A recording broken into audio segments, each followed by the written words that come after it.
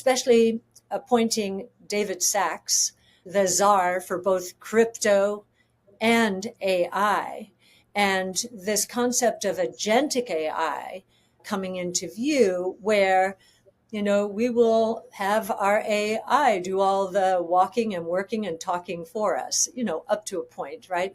Because of agentic AI. And we need smart contracts because these agentic AI, our AI agents or assistants are going to be interacting with sites, maybe like CoinDesk, that, where we'll need to pay some money for something, one thing or another. And these are going to be automated smart contracts. Well, agentic AI is going to make that happen. So this is the convergence of AI and blockchain technology. But before that, what we're also seeing is a revolution in financial services.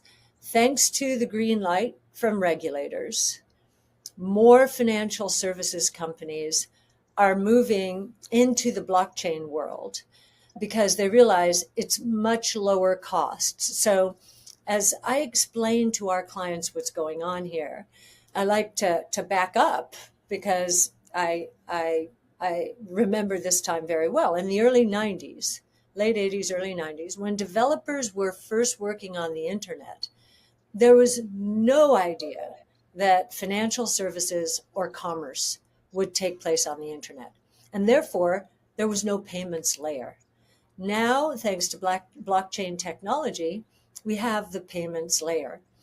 Over the last 30, 40 years, because we didn't have the payments layer, we needed to, and because financial services and commerce did migrate onto the internet in a very big way, the traditional world had to mitigate the risk of putting credit cards online and, trying to use traditional financial tools in this internet world. And all of the intermediaries involved have been taking anywhere from 2 to 3.5% out of each transaction paid for mitigating the risk.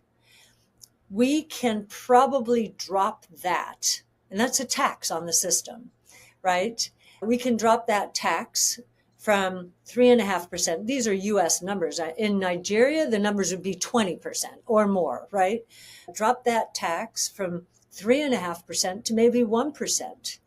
And, the financial services world is huge. We think it's going to be a $250 trillion assets under management world in 5 years.